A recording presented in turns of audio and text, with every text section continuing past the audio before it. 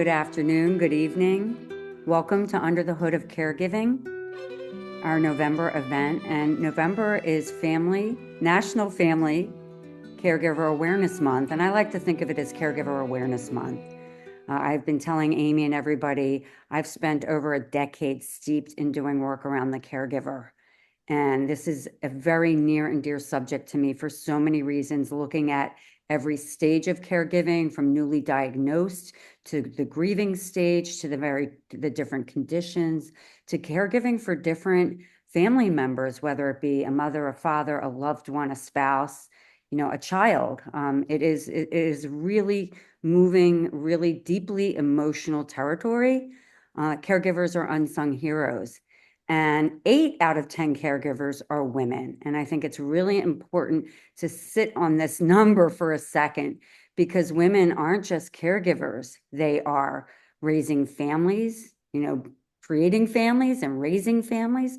They're working full times to help support their family. They're working within their communities, and they're caregiving. And so they have these enormous shoulders, this enormous weight and burden and challenge. And yes, they're angels, but there's a lot that goes to it. And lastly, I want to just comment about there's a care economy. It's a $6 trillion economy that represents both paid and unpaid workers, from childcare to elder care and everything in between from a personal care perspective. And so today's event is really about a celebration of these 4 amazing caregivers here today to really share their experiences, their stories. They come at it from very different perspectives based on their caregiver journeys, as well as there are a lot of universal truths and commonalities. So I really am excited and delighted and honored to be able to celebrate you today. I'm going to hand it over to Amy Danielson-Paul, our head of programming, and my co-host, who will introduce our caregivers. Great. Thanks, Elizabeth. Hi, everyone. Thank you for joining us. It's always a pleasure to be here for our monthly events and conversations, and always exciting to introduce our panel. So first, I'd like to introduce Dr. Taniqua Miller. Dr. Taniqua Miller is a board-certified OBGYN and women's health physician, empowerment coach, NAMS certified menopause expert, and the founder of Revival, a menopause telemedicine company. Welcome back with us. We've had you here a few times. It's always great to have you with us on our panel. And now we have Bethany Corbin. Bethany is a healthcare innovation, femtech, and privacy attorney on a mission to help thought-leading companies revolutionize the global women's health sector. She is the managing partner of Women's Health Innovation Consulting and the co-founder of Fem Innovation. Welcome, Bethany. It's really great to have you here with us for the first time and hear you today. Thank you. Lucia Cantor St. Amour is a distinguished VP Emerita for UN Women, a respected UC law professor, an attorney with over 25 years of experience, an international negotiation expert, and a best-selling author. She is one of the few female authorities in her field, celebrated for her exceptional contributions and expertise through her book, For the Forces of Good, The Superpower of Everyday Negotiation. Welcome back, Lucia. You've also been with us before, and always great to have you in the room. And Hane Bazad is an impact entrepreneur, international project manager, board advisor, curator, and the author of Being Other, a personal reflection on culture, gender, and identity. Her expertise spans government and international development institutions, civil society, and business. Welcome, Hane. Great to have you here too for the first time with us, and wonderful to meet you. Wow. So I'm really excited to get under the hood of our caregivers today. But I first want to just take a moment to say, actually, it would be great to know how many people in our audience are caregivers. And if you can just write in the chat, that would be great. But I also want to say to the caregivers here today is that this is your month. Actually, every month should be Caregiver Awareness Month, because who is caregiving for the caregiver? So I'm going to start with Dr. Taniqua Miller. I think this question, and Taniqua, bear with me because I'd like to explore it, go on a journey with each of our caregivers. You're a physician, you're an OBGYN with NAMS certified menopause expert. How has your medical background influenced your approach to caregiving for your mother. And so if you can, take us a little on the journey dealing with complex health decisions and talk to us about the unique challenges of balancing your professional knowledge with just your personal care and situation. This is such a great question.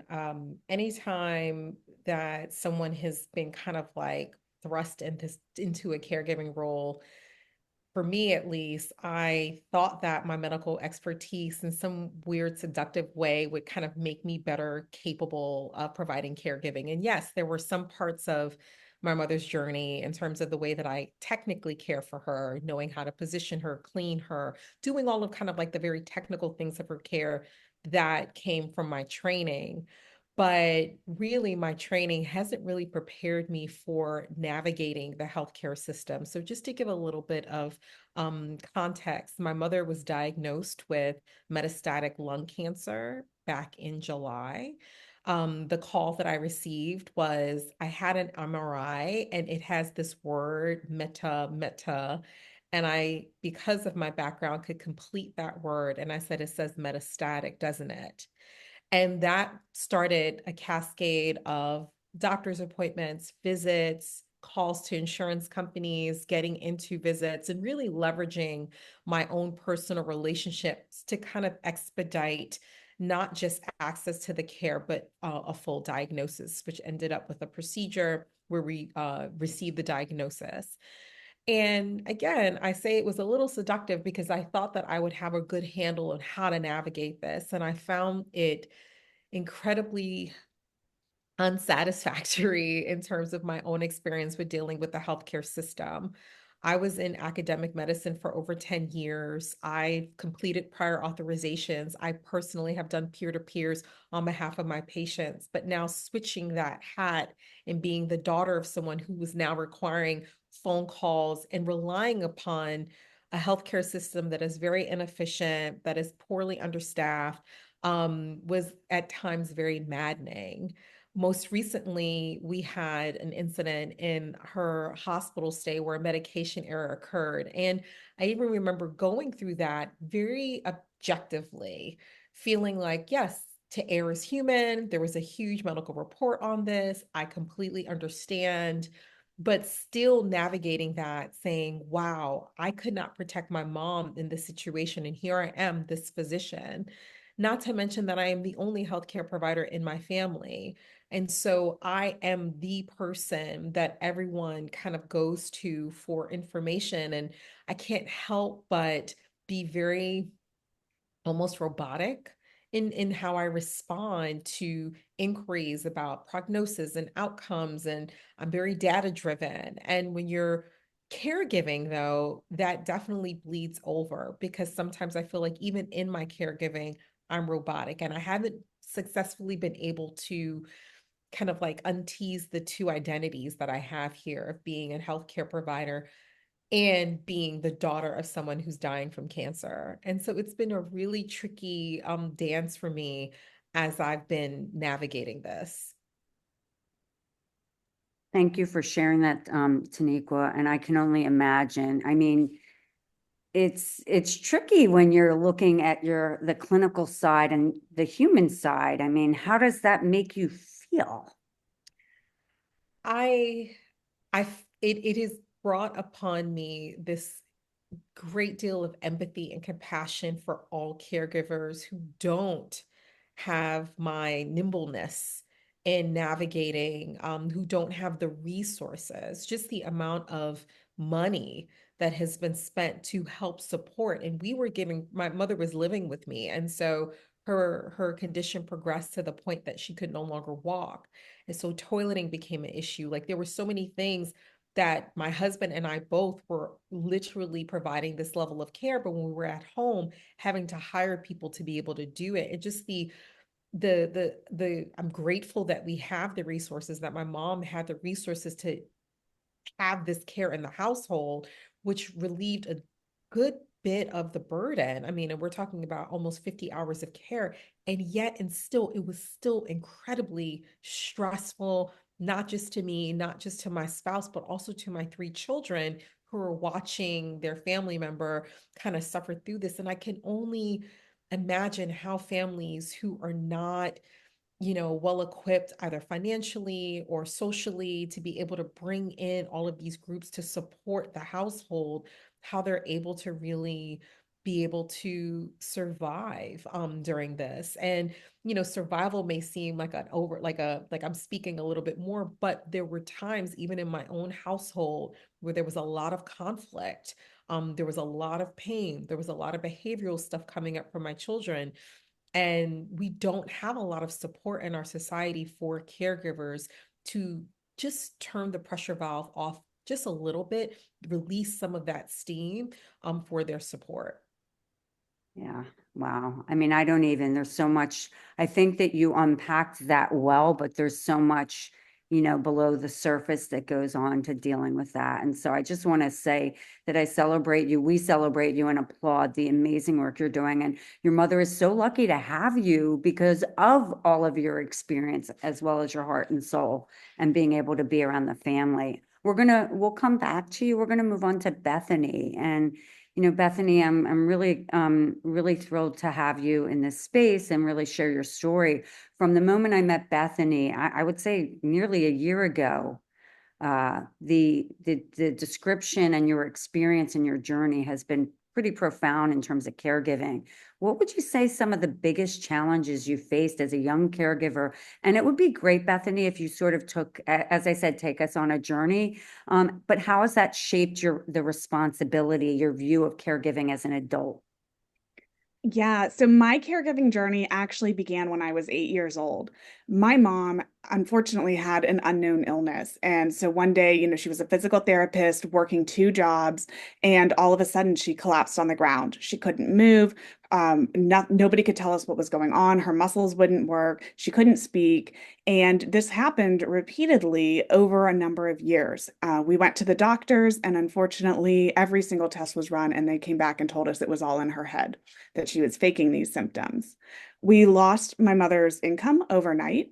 My dad actually had to take another job out of state in order to be able to supplement the income. So that left me at home at 8 years old as the primary caregiver for my mother with no idea how to navigate this situation. And so it was I would say, a very traumatizing time as a child when you see your mother collapse and can't move, and she can't even find her way home when she's gone for a small walk that might be just around the block and she can't remember how to get home. And so there's a lot of fear that really gets built into that process. We did not get a diagnosis for her for almost I'm sorry, not six, to when I was 16. So that was about 12 years later, we got a diagnosis. Well, not, sorry, my math is off. I'm a lawyer, so I'm not a mathematician, but it was about 8 years later. And what happened was we ended up having to go to the Mayo Clinic, and even there, they couldn't give us a definitive answer until one time somebody looked at her chart and they found her potassium levels were very, very low. And she was diagnosed with an extremely rare disease called hypokalemic periodic paralysis. And it's so unknown that basically very, very few physicians know what it is. And so then we went on a journey of managing that condition because there's no cure for it. So even during that time, my dad was able to move back home, but I was already by that point in time, after 8 years, still in full caregiver mode. And so anytime my mom would need anything, she would have an episode, I was the front line of defense. And we were working together to really make sure we provided the care for her that she needed. Transitioning that into adulthood, it's profoundly similar and different at the same time. There's still an underlying level of fear, I will say, that I have from my childhood, being that sole caregiver, watching her collapse and not knowing what was going to happen. And whenever she has these episodes today, it's that same initial rush of fear that you feel, and then you're able to process it, right? Get her the help that she needs. But it always kind of takes you back to that time that you were a child and you dealt with this for the very first time. And that uncertainty is unfortunately still there. It's also changed my relationship with my parents. So I actually live at home, not because I have to, but because of the level of support that my mom needs and the care that she needs. And I feel primarily responsible for her care, which really isn't something that any child should have to feel for their parent, but it is something that's been ingrained in me since I was 8.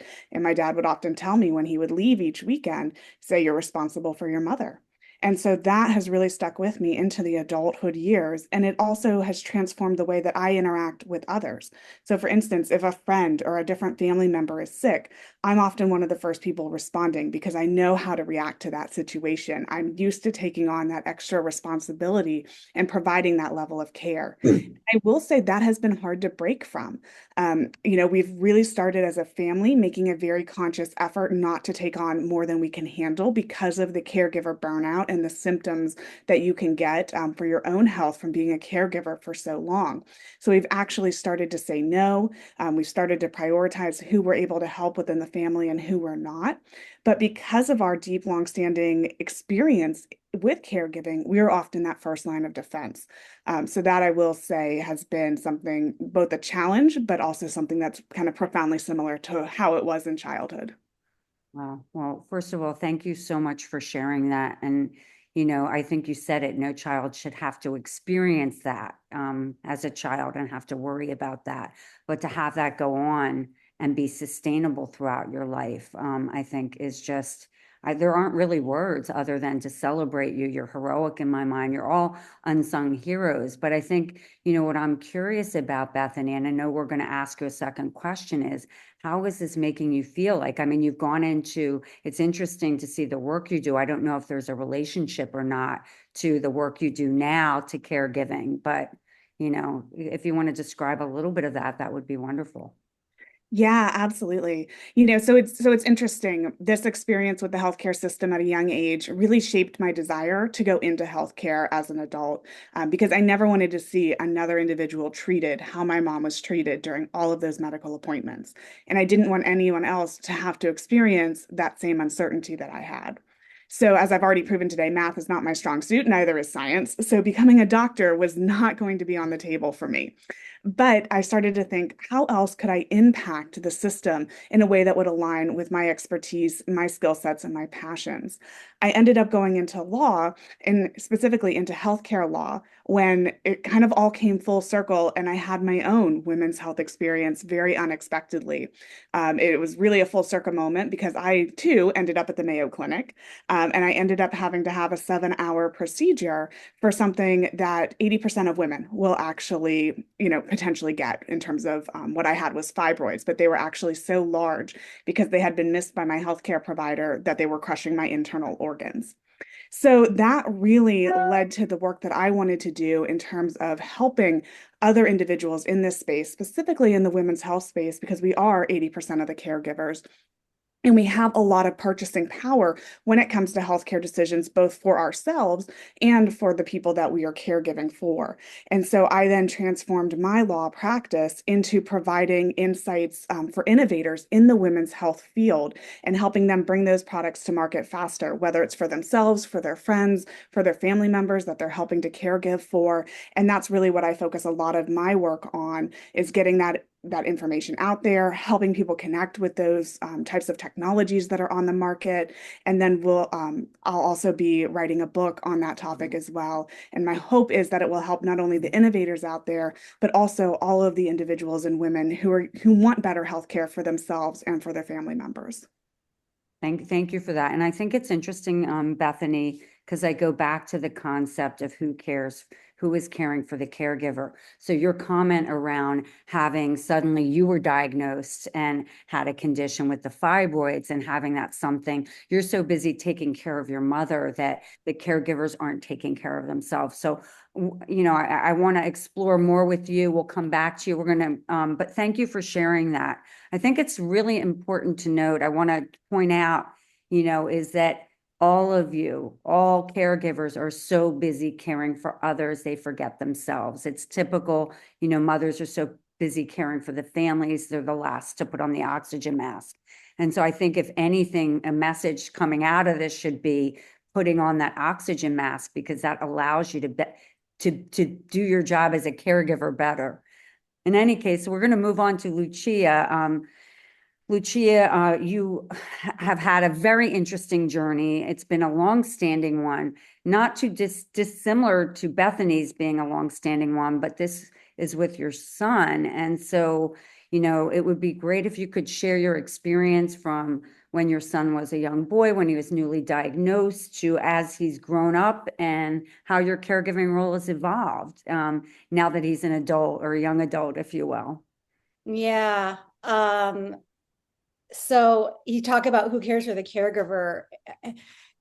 And after my son was diagnosed officially at age 2, we had to wait for that diagnosis. And I had a new baby too on my hip. And I was actually on leave still with this new baby when my 2-year-old was diagnosed. And then I was illegally fired from my job because of it. And when you talk about who cares for the caregiver, when I actually did take steps to care for myself, and just one example is that I had been a competitive tennis player earlier in my life, and I knew I needed to get out and play tennis. And my husband at the time, who I then fired, wouldn't let me. He said I couldn't. Essentially, I was abandoning my family duties. This was my job now. And he would come home at the end of the day and make me account for my hours. He'd go hour by hour through the day and ask me to account for it. And so I found this tennis coach to maintain my skills. And I did it in secret. And I paid him in cash so that my husband at the time wouldn't know that I was taking an hour out of the day once a week to do that for myself. So I was not permitted to care for myself.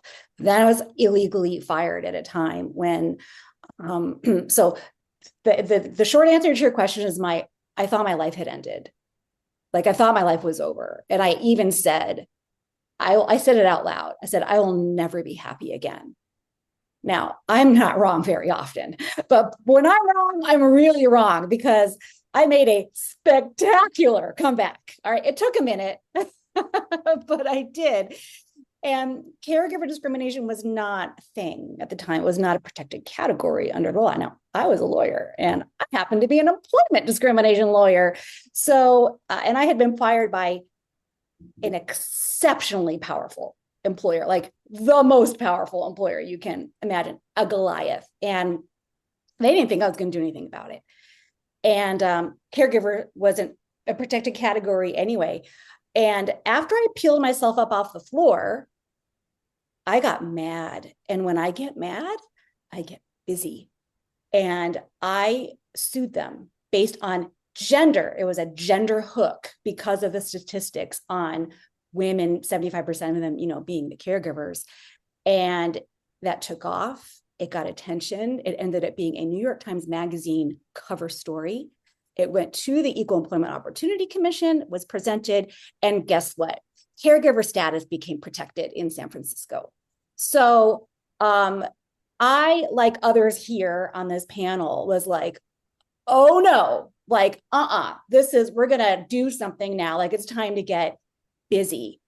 And I was alone, as my husband at the time, when the New York Times journalist came to the house, he went upstairs and refused to even say hello to him because he said I was embarrassing him. I was embarrassing him with this lawsuit. So I really did not have support. And then I thought to myself, wow, like, look at me. I'm an educated attorney who's like getting the stuffing kicked out of me here, and I can actually do something about it. What about those who can't? What about, like negotiating IEPs and people who, I knew this family who had won the lottery from Ethiopia and came over, and they were being presented with like these most basic speech services for their child who had severe problems. And they're like, oh, thank you, thank you, thank you. And I'm like, oh, thank you. He needs occupational therapy. He needs physical therapy. He needs, I'm like, no. And so I helped them negotiate their IEP because they were just getting steamrolled because the school district was like out there to just offer, like, throw them some crumbs and they'll be grateful. And they were grateful for the crumbs. I said, no. You need much more than this. Let me help you. So I started doing things like that as well, in my munificent spare time. Because I just, like, a fire got, once I peeled myself off the floor, like a fire got lit in me and I was mad. So that was the beginning. My son is now turning 21 in a couple of months. And that's a whole other maybe we'll bifurcate the question, because the difference between caregiving for a child with special needs and then once they turn 18, things change. It's like a whole other universe. Then you're like, oh, so that was actually all the stuff leading up to now. That was actually the easy part. Now it really gets hard. So I'll stop there for the moment, so I'm not talking too long in one block. Actually, though, first of all, thank you for sharing that. And some of that I didn't know. We applaud you. I'm going to speak for everybody universally here. I mean, that takes tremendous courage to, first of all, get that diagnosis and have to navigate that, but not having a partner support you in the process is brutal. I can't even imagine. So, Lucia, you're just up here now. You were already up here. But good for you. What I'm curious about, because that's just the beginning. What were those years like? I want to give it an extra couple of minutes before we move on to Hene to describe what those years were in figuring out what your son needed, how you got those needs, how you did pick yourself up and peel yourself up off the ground to have him as a young adult now. Yeah, I think it helps that I do tend to have some obsessive compulsive tendencies. I'm not being cute saying that. I have obsessive compulsive tendencies, and it serves me really well. It makes me really freaking productive. So I see it kind of as a superpower. And so I was just, like I said, I got mad, and I was just relentless in pursuing resources. I mean, I had a team of 14 interventionists who I had to manage, and then this baby who needed attention, right? And then I ended up starting a nonprofit organization to help the siblings. I recognized, like, wow, these siblings are really get sidelined. These siblings are really, they're always having to hold it together. They're the ones who have to leave the movie theater, the swimming pool, the restaurant, whatever, because their sibling with the special needs is having whatever's going on and they can't. And I'm like, well, and then they tended to show like truancy, dependency, depression in their teen years because they're like holding it together, just marred, like making themselves as small as possible. And I said, wow, these siblings really need help. Like they've become invisible. So I really was trying to really be focused on supporting my neurotypical and physiotypical sibling, the other child as well. So when you say, what were those years like? It was like this whirlwind of like opportunity also, like it was managing the whole team and then trying to also claw back some career for myself, which I started teaching at the law schools, two University of California law schools. And it was great because I could do it part-time and I could pick my schedule for teaching and maintain my career and maintain my resume, right? And then in the meantime, recognize needs that were out there that were not being met. Like immigrant families who are just like, oh, thank you, thank you, thank you. No, not thank you. Or the siblings who were being ignored because as the parents just don't have the energy to, like, they're fine. They're fine. They don't need attention. They're fine. Well, they're fine until they're not, So recognizing those and sort of going, like, can I do something about that? Can I? And then doing something about it. So now that all of that is sort of in my past, I sort of go, wow, like that was pretty badass actually, but I didn't feel badass. I felt like I was just trying to get through each day, sometimes just trying to get through the next hour. Honestly, there was a lot of crying. You can't actually run out of tears because I've done it. Oh, well, thank you for sharing that. And I think it's important to note that sometimes, we as women, we get so busy on autopilot in survival mode because we have such capacity to take on, like, we would do anything for our children. And I think, and it's expected of us. People go, well, what's the big deal? My mother-in-law at the time at a Thanksgiving gathering, she said, I just don't understand why this is so hard for you. In front of a table of 20 people. I just don't understand why things are so hard for you. Yeah, I guess, and then I'm not going to explain it to you. You don't understand. I think good for you for not explaining it, because people like that will never understand it. And I think it isn't until you're hit in the gut and you have that experience and you're there present with it that you really understand it. So thank you for sharing that. Hene, You have, and we're going to keep going around, but first of all, I'm so honored to have all four of you here. Hene, you just, you've been on a whirlwind book tour with Being Other, but you've had some personal things happen along your journey. Your sister, if you could share how the loss of your sister has shaped your approach to caregiving now, because I know that you caregive with them. Mhm.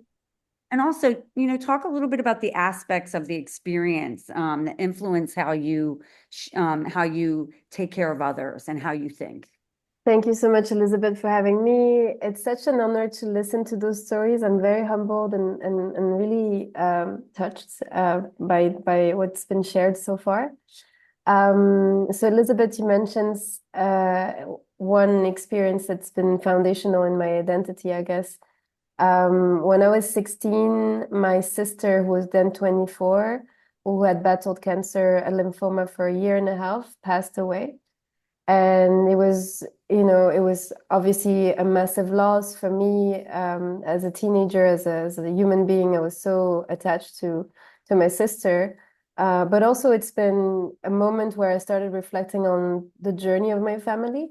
So I come from a family of health professionals and educators. And my sister, as far as I could remember, as a child, when I was 7, 8, had already diseases that were the focus and the center of attention for the family. Like you said, Lucia, my parents, whenever there's something like this happening in a family, the child who needs most support is the child that gets most attention, and everyone else needs to keep it together. So I was kind of that child for a long time. I was the youngest, I was the wisest, I was the one who was doing so well at school, who was bringing everyone together whenever there was a fight, because the eldest was kind of like openly angry about some of those dynamics. But then I really started to feel, at the same time, the burden, and at the same time, the blessing that is caregiving. So I remember as a child, whenever my sister starting to trust me with putting cream on her, because she had eczema. It was a defining moment for me, because it felt like we were going a little bit deeper in our relationship. And she started to share the burden of being different, of having so much things to do for her own health. And it went on like this. I remember one time where we went together to her dermatologist appointment, and actually her scars in her feet were so bad that she had to walk over, like I had to walk over with the help of my shoulders on the way out. And we were on the main avenue in Rabat, the capital city of Morocco. And I remember us being arrested by a police officer who literally told my sister was drunk, so that's why she needed to hold me. And I was like a young teenager at the time. I was just so upset. He just couldn't imagine something else than this very taboo thing around alcohol, and he was the authority at the time. So I remember how it really, like, the wave of emotions in me of this world doesn't get it, how my sister is in pain, how she's suffering, and it really tortured me, because it felt like her youth were shattered with this being, other, being different. And I guess that's why I started to develop this empathy and kind of a sense also of understanding the room, understanding who's going through what, things that are not socially accepted to be told, because a lot of times, especially in those contexts where it's all about appearance, having good jobs and doing well and so on, very few people will actually want to develop a connection with you that is so safe that you can actually say, well, it's a mess at home because we're going through that, because this disease makes us, back then in Morocco, we had a hard time just finding the diagnosis for her. So we had to send her to France so many times, that it had additional costs. We had to send her to retreats, obviously additional costs. But then when my sister was able to pursue her studies and then eventually start her master's degree, and then she was very sick, my other sister went there, and then we realized she had been misdiagnosed for the longest part by a doctor who didn't take her health issues seriously. So another topic here is also the specific experience of women of color. In America, I guess a lot of people, Black women, have this experience of not being provided the same level of healthcare as other women. And in France, it's a lot of North African women. So in her case, for the longest period, she was offered a medication that had nothing to do with her actual diagnosis, which was lymphoma stage 4, eventually a few months down the line. And so from that moment, the whole family mobilized again. My dad started to travel a lot there, so he kind of left his own practice, and he managed to get things done for a short period of time. My mom, because it was available to her, took an early retirement so she could spend more time there. And then I was left kind of at home, but going on holidays. And so my role in caregiving was a little bit different than everyone else, because I was not expected to follow through like the exact details of the protocols, because there was so much more expertise. But my role, I kind of understood it intuitively, was to bring back levity in the family and to bring back the possibility and the hope. And I think this is what my sister was most wanted the most from me. So I remember this time where my family didn't tell me the whole, like how bad it was, because they wanted to protect me. But then eventually I flew in, and then we went to the hospital, and literally she was out of 40 days of fever. And I remember this moment, which was extremely moving. She was in second, I can't remember the name just now, but like that room where you need to have a second check. You can only enter, it's really sanitized and so on. And we spent a little bit of time, and I was supposed to leave, but at that time she kind of finally felt safe enough to start crying, and she'd tell me, I almost died in the last few weeks. I almost died. I felt like I was about to die. And all of a sudden, everyone finally gets into their feelings, they can finally rest a little bit and just cry together. And this was a moment where everyone cried together. And I remember us at that moment thinking, I cannot just go home and come back the next day. I need to stay with her. This is what she wanted. So we kind of petitioned a little bit. Again, an instance of biases and racism. We were told things that as a teenager really, really triggered me. Things like, oh, but you can negotiate with the Algerian doctor. He speaks your language or whatever. Things like this, which, I was then told to shut up because people were taking care of my sister, and it was not the place and time to have this activism going on. But eventually we managed to get this authorization that I would stay the full 15 days with her. So I literally camped in the hospital with her, and I was in my PJs working on my exams, because it was my last or penultimate year in high school. So I had significant exams.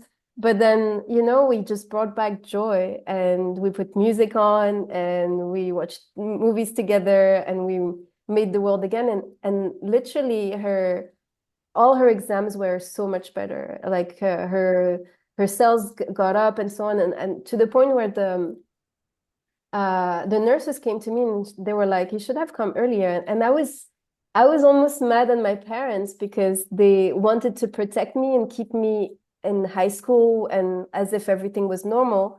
But my role was, and the contribution that I was making was to bring my sister to a place where she could build up her strength again.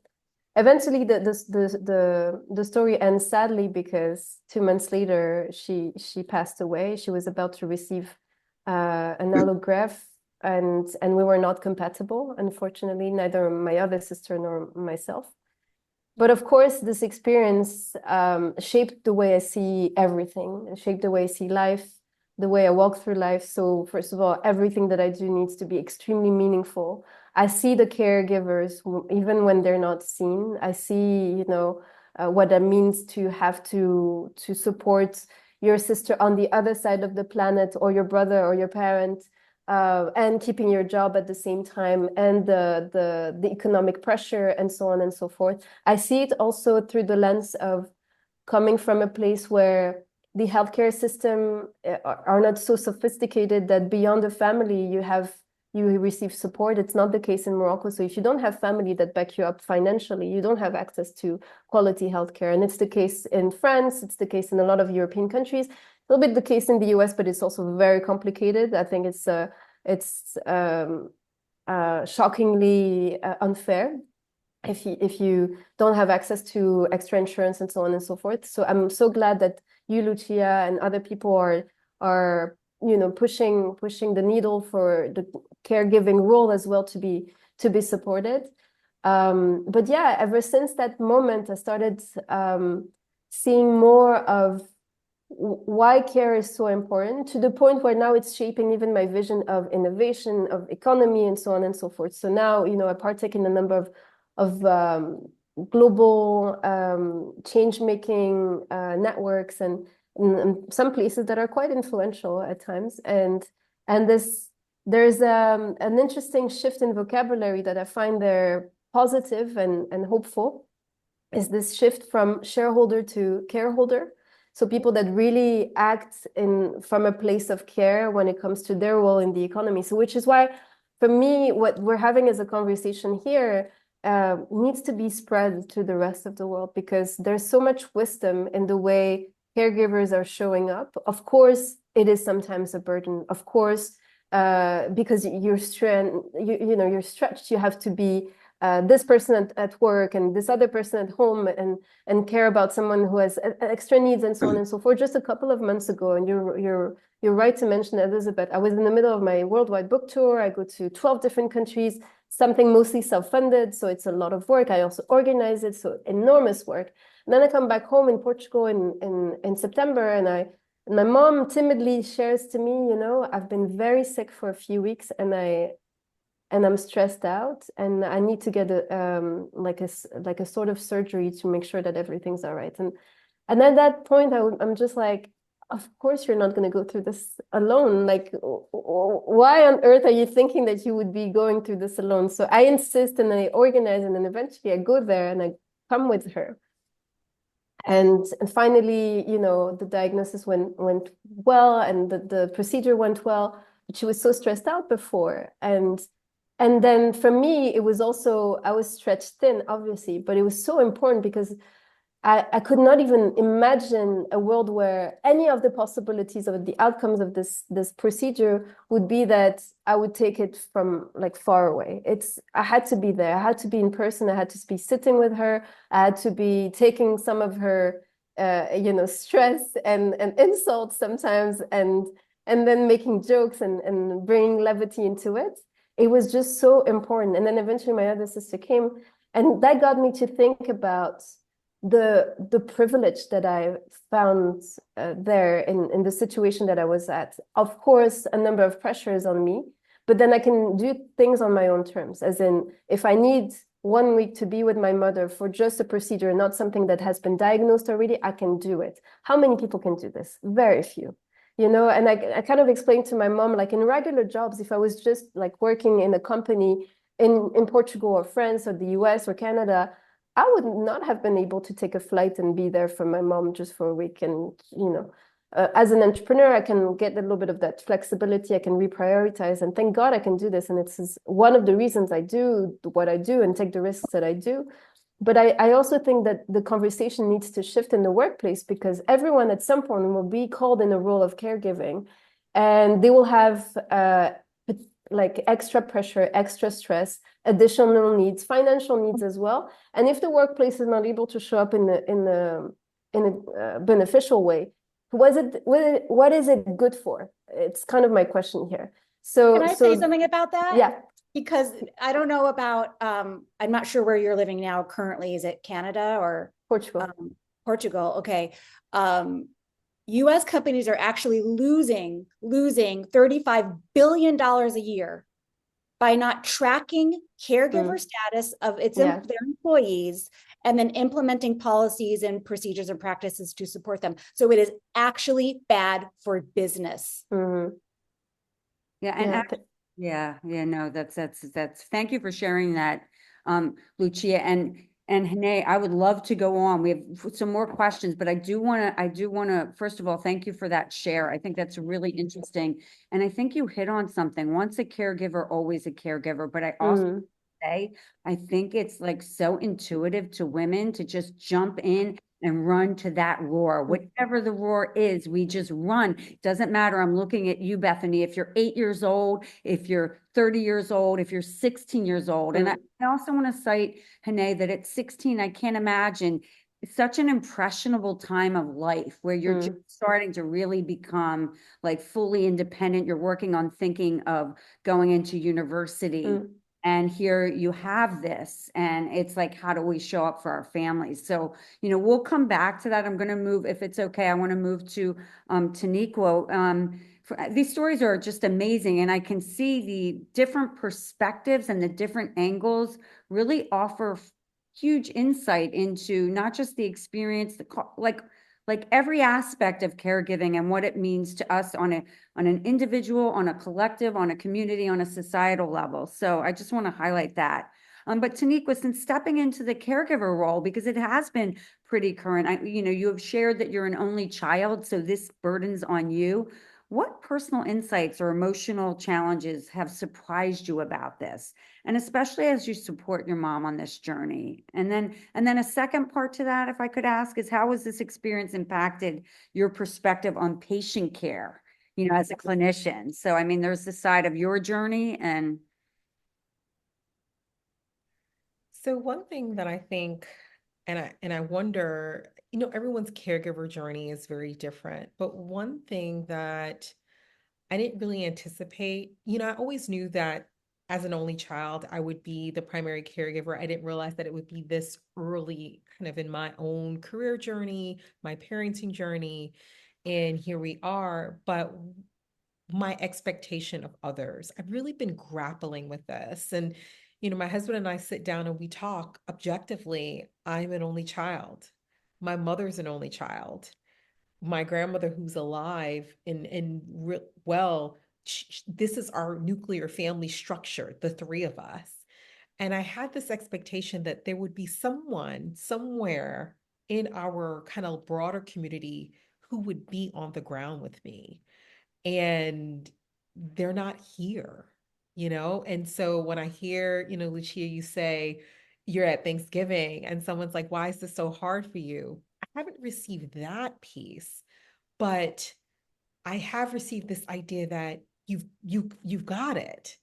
And I think that that's kind of like the curse. I call myself this highly ambitious, high achieving double Ivy League grad. I've always done things really well. Things have already always worked out well for me. So nobody feels bad for me. And so I've been really grappling with when I do feel overwhelmed, when I'm trying to figure out the caregiving, I can't leave town unless I have someone else coming in, because she really requires dependent care, and the amount of decision fatigue that I'm facing on a daily basis. And almost like this idea that, wait a minute, why is no one here? Well, I mean, it's even little things as we're thinking about transitioning to an assisted living situation and getting somebody to help us furnish it. They're asking questions, and I'm like, make the decision. I don't even care anymore because of that fatigue of having to do it and not feeling like having a lot of support here. In terms of patients, I think I said in my first segment that this has made me become very, like, incredibly empathetic to patients, but not just patients, their families. As someone who completed an OBGYN residency, there are a lot of happy times. My training was very much built on obstetrical care and bringing new life into the world, and just very rare occasions for sadness and despair. But I did have experience taking care of cancer patients during my GYN oncology rotations. And in my career so far, I haven't really had that. I haven't really been around families to see them. And now here I am sitting in waiting rooms and actually seeing patients that I used to care for with their loved ones in the waiting room, waiting for chemotherapy infusions, or in the oncology office. And they're like, Dr. Miller. And I'm like, oh my gosh, hi, I delivered your baby 2 years ago, that sort of thing. it's made me realize that there's such commonality. And if anything, it's just reinforced my position that I've always taken with patients, that we are both human beings. And while I have this expertise to be able to care for you, I can see your humanity and whatever decision making that we come together and bring. So it's just grown my empathy and my compassion for patients. It has emboldened me to really seek out the caregivers. I think that, Hane, you said that, like, I can see the caregivers. So when I'm seeing my patients, and I now ask emphatically, like, what are you doing to care for you during this caregiving? There's actually an ICD-10 code for caregiver syndrome, and I add that on to my patients, especially as they're through the perimenopausal transition. When you're thinking about sandwich generation, when you're thinking about the midlife transition, that you're physiologically dealing with your own kind of neuroendocrine transition, but then also the significant weight and responsibility of caregiving, like really leaning into that a little bit more, providing more of those resources, telling people things as simple as, hey, you work for a corporation, chances are they have an employee assistance program. I want you to go talk to somebody. I want you to go have a place to empty your pockets, because you're right. We go into this caregiver fight or flight mode, and there's almost a numbness at the end of that. So I'm waiting for the day, Hane, where I'll cry, where we'll have the big, woosah moment in the family. But right now I'm in that kind of that fight or flight service mode. And if anything, while I'm still working on that part for myself, giving my patients the space to say, hey, I see you. I know firsthand this is not easy. And how can I better support you as your gynecologist and menopause specialist with your treatments, but then also with some of those other options for care, namely that emotional support. Wow. Well, when I first met, first met Dr. Taniqua Miller, I was like, wow, she's probably one of the most accessible physicians. You're so accomplished, you're so accessible. But I think what's really interesting is the ability now to take this personal experience into your practice. But the other side of it is to go back and give that same sort of care and thinking to yourself that you're going to give to your patients. I guess we call it giving grace, giving grace to yourself as you're going through this, so that burnout doesn't feel like burnout, like, so that, taking that time, and, it could be a 20-minute walk. It could be waking up in box breathing and doing your meditation, doing those things that keeps you whole. Again, I can't say this enough, from my 10 years of experience in this space explicitly, is, and I kind of hate this saying, but I think it's a truism, which is we need to put on our oxygen masks. And I do want to cite one other thing is that the women, when you have families, you become an instant caregiver without even a prognosis or an illness attached to it. So it's a lot. It's a lot. And so thank you for sharing that. I think your patients are really lucky to have you, and this new experience doesn't just embolden you, it supports your practice clinically in a very special way. So I applaud you, and I'm going to look for that ICD. I'm going to ask more questions about that, because I think that's interesting. We're going to go back to Bethany. You've been a caregiver, when you think about it, for most of your life. And how do you balance and manage your own personal needs, Bethany? And what advice would you give to others in similar long-term caregiving roles? Yeah, the first thing I will say is it is hard, and I definitely don't have it perfected. There is still the overwhelming tendency to put others before myself every single time. And that is something that I've only really started to fight against within the last 2 to 3 years. So, really trying to make an active effort about that, because once it's been so ingrained in you that you are a caregiver, it becomes part of your identity, right? And as a child, it was to the point where I thought my whole purpose on this world was to keep my mother alive. So, really fighting and breaking through that has been a definite challenge. And to be honest, it did lead me to have not only anxiety, but also to neglect my own health. I did a lot of internalizing during, my teenage years and into my 20s, where if my mom was sick, right, I would internalize that and think there was something wrong with me and have a lot of anxiety about that. I don't know what 12-year-old thinks about breast cancer, right? But that was something that was high on my mind.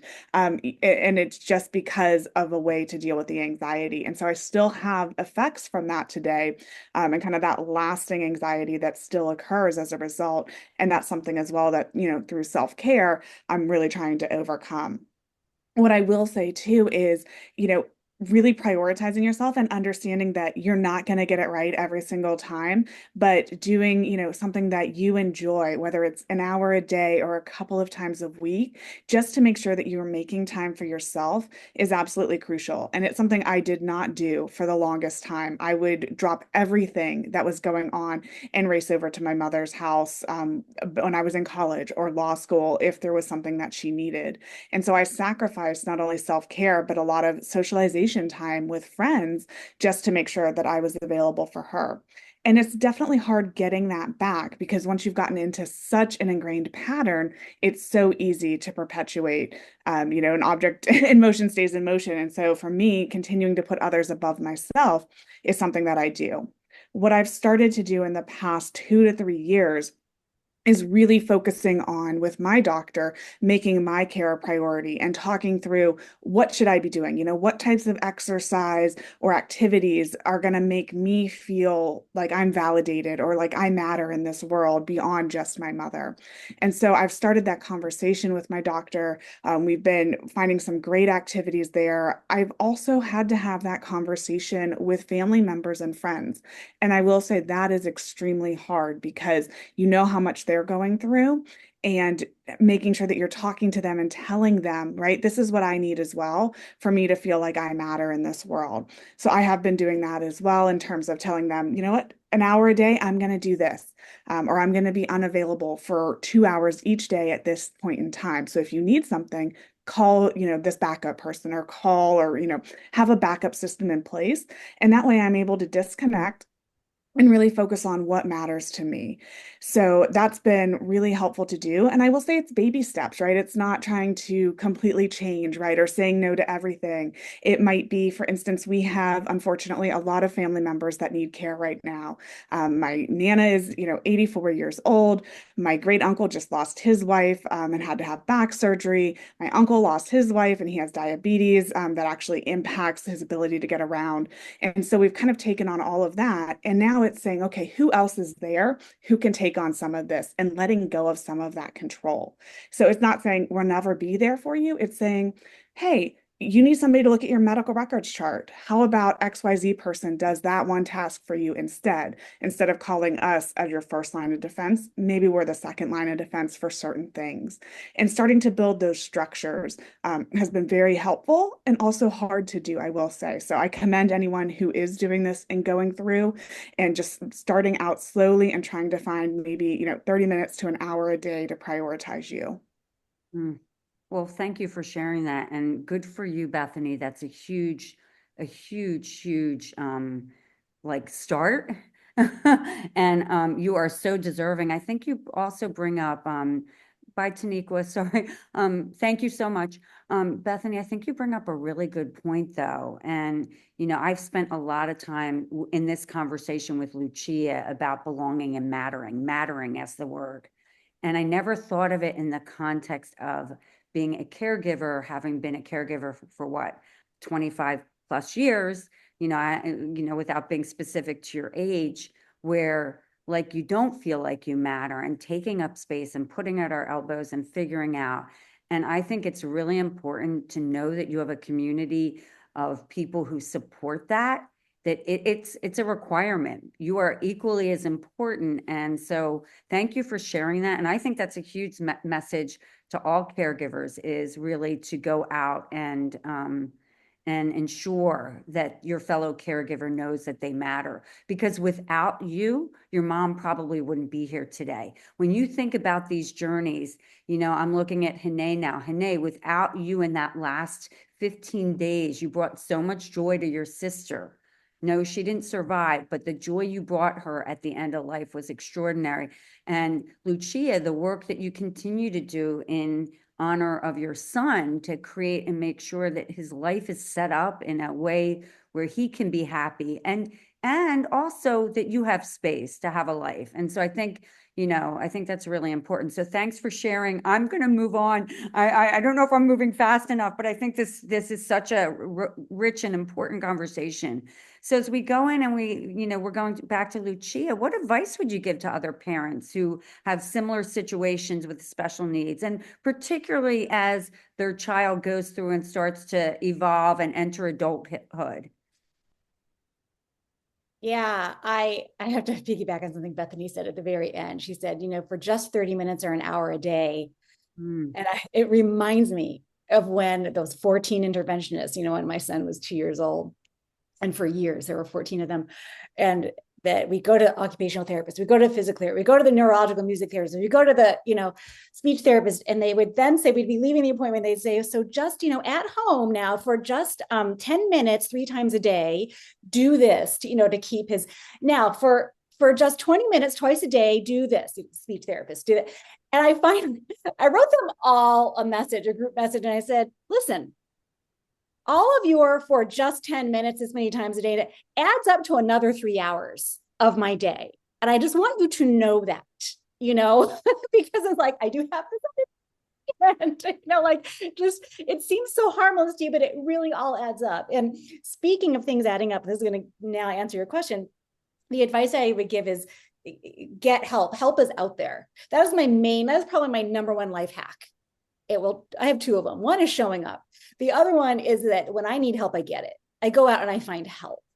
And there are a lot of resources out there. They're kind of hidden, right? They're not publicized. They're there. Sleuth them out. Like, I'm actually really good at sleuthing things out. And some of them can end up being game changers. Like when in California here, we have 58 counties. Every county has an in-home support services agency. Well, I found out that I could, especially because my work was being impacted, I could sign up with them as a registered caregiver, an IHSS caregiver, who would then be on my son's case and be paid by the hour, even qualify for 283 hours per month for protective supervision and other things, and feeding and toileting. He wasn't toilet trained until he was 9.5, and it was, $16 an hour, that's all. But you know what, times 280 hours, that's a fork in the eye. All right. So, okay. And then I'm getting that income coming in. But you wouldn't know, like, anyone can do that. You just gotta jump through some hoops, it's government, so you got to do it, but you could do it, just take a little time. Who was it who said baby steps, right? Baby steps. Then I found out later that the IHSS, and then also the respite support the respite reimbursement that I would get, I had been reporting it as income and paying taxes on it. And I found out I should not have been paying taxes on it. And I cannot remember how I found this out, but I then found out I could recuperate it from the IRS. And I was like, oh, and with interest.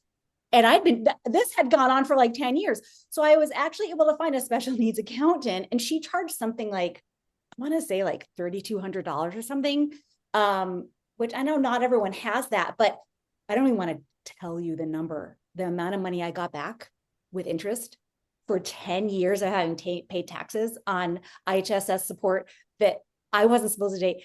It was a game changer, the money that I got back from having paid taxes on something I wasn't supposed to. So all this, anyone can avail themselves of that. Regional centers, as an adult, I said the game changed significantly, because it's like, okay, now it's the big bad world. Now, like, the world is kind to a little boy who doesn't behave typically. The world is not kind to a grown man. I've lost track of the number of articles that people will send to me about, this, neurotypical, neurodiverse, someone with autism or epilepsy or whatever. My son has all of the above and more, was shot by a police officer because they thought he was on drugs, or they thought he was dangerous. Like, people send me those articles, and I'm like, well, what is your purpose in sending that to me? I already know that the world will be cruel to my adult male child. I know that.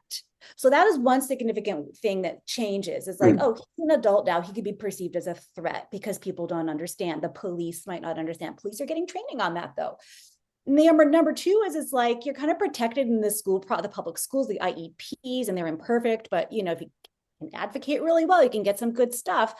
Well, now it's like the ABLE Act and special needs trust, and then, who's going to be the surrogate trustee, and a conservatorship, and, touring group homes so that we can get, and it's like, whoa, this is Social Security, supplemental income, Social Security disability income. What's the difference? How do Medicaid and Medi-Cal factor into that? Healthcare is like, oh, wow, it's a whole new ballgame once they turn 18. So I would say, always be kind of looking ahead at what's going to be coming next, and then find the help.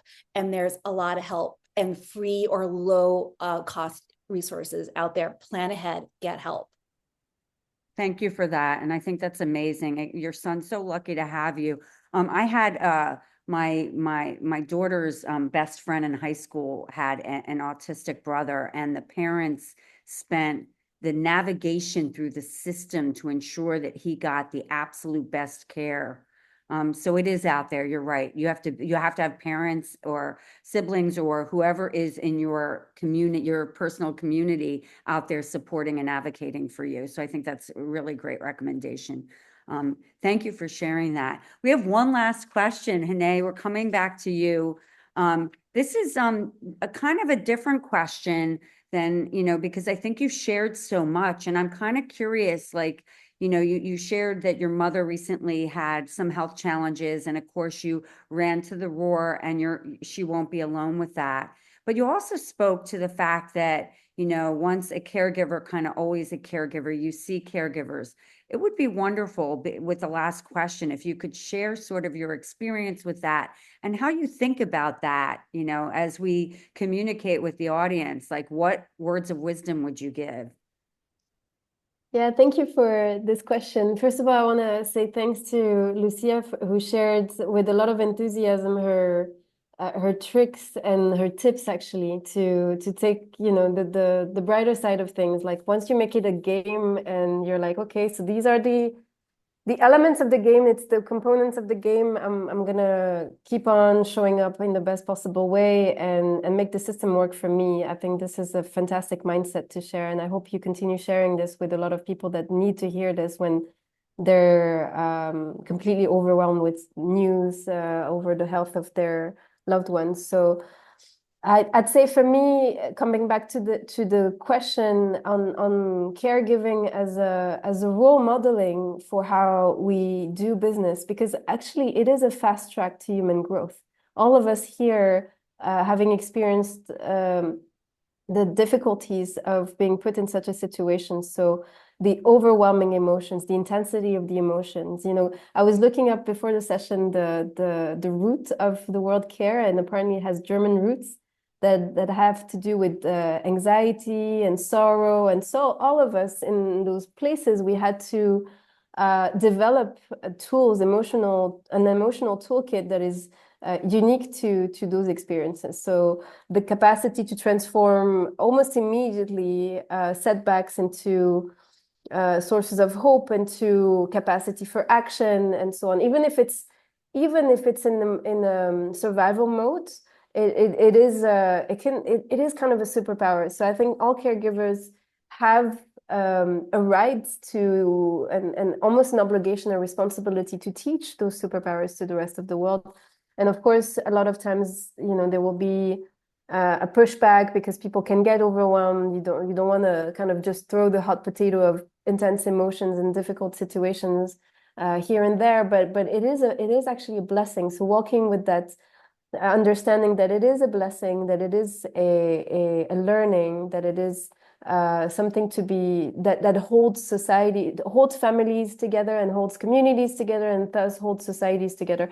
As much as I was disappointed with the results of the US elections, I was really pleased that it was brought to the place of discussion, this role of caregiving.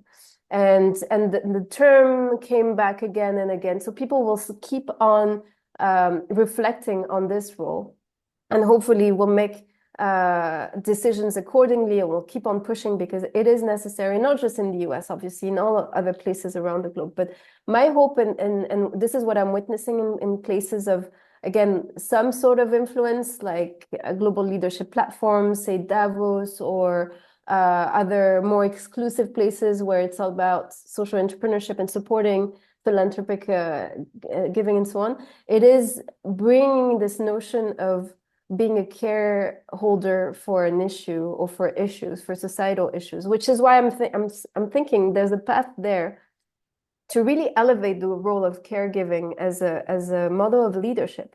And I'm really delighted that Bethany is going to work on her book, and I'm hoping that more and more people, and definitely in the next publications or reflections that I'm going to make publicly, I think bringing that more intelligence around how caregiving can reshape the way we do business, the way we interact with our teams. The best managers are caregivers. You know, they understand, they can read a room, they can assign and develop a pathway to get results, because they have to get things done in a certain way very, very effectively. So they can instill that in their teams and so on. And it's also about vision. You know, you have a clear plan, you bring on people together. Once you have to, you know, like when you have to deal with an illness and you're not necessarily trained as a medical professional, so you have to learn super fast about everything around it. You have to speak the language of all the stakeholders. You have to be able to put together a system, like literally, like it is a high complex, sometimes international management, project management skills. So there's a lot to be thought there. That's what I'm hoping to see. You know, I think we need to keep to open those conversations. And right now, where, you know, everyone is in need to have a little bit of safety and intimacy into communities that are with like-minded people.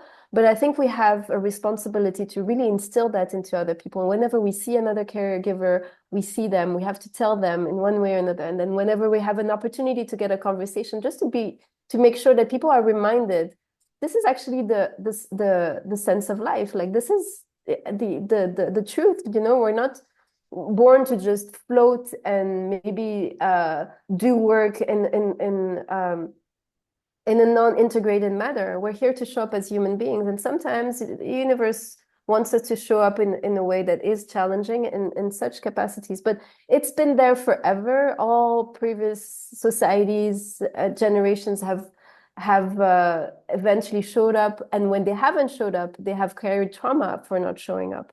So now we have a chance to kind of redefine the way we do it, and perhaps collectively, and give that chance, give that opportunity to other people, because yes, there is help out there. At the time when I was a teenager, I didn't know how to ask for help. Now I know a lot more, and I realize it is a gift for people to show up in even like a little capacity, to take you out for a walk, to go get your groceries when you need it, because it is part of being human. Oh, I think that's, first of all, thank you so much for sharing that. And that was like a tapestry, what you just danced through, because it is individual, collective, it's societal. But you know, what I'm thinking about, and Hene, I think a little bit because of where you are in life, this life stage for yourself, you're living in a much more conscious world. It's almost like maybe creating, instead of the caregiver economy, the conscious caregiver economy. Yeah. So, you know, making caregivers, the nature of it more conscious. And I think it's interesting, if we go back to that $6 trillion number for both paid and unpaid caregivers across the landscape, the opportunities are extraordinary to do good and do good, you know, do good for your loved ones, but do good on a societal level. So I think this is, you know, been a very interesting conversation. I want to hand it back to Amy, but I think our audience has been quietly dropping off.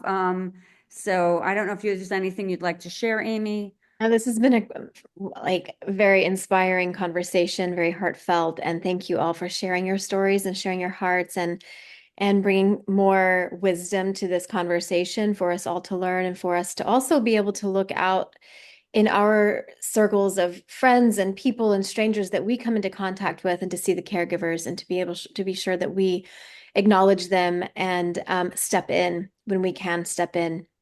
No, thank you. Thank you for that. And, Lucia, Bethany, and Hene and Taniqua, thank you so much for joining us today. You are incredibly, I mean, you guys are unsung heroes, but it takes very special people to, be in this. You're in it, to be in it every day for years and years, and to be in and out of it, Hene, where things have changed and transformed in life. But I want to leave you with this. We're singing you as heroes. We are celebrating you. And, I think that give permission to yourself, give yourself grace and space and Bethany, I'm looking at you in particular because I think that you need to feel the sisterly love, and we all matter. You matter so much. You make the world a better place, and you do that in particular for your family as well. So thank you, everybody, for joining our Under the Hood of Caregiving event. And thank you to our incredible and inspiring caregivers. Bye. Thank you.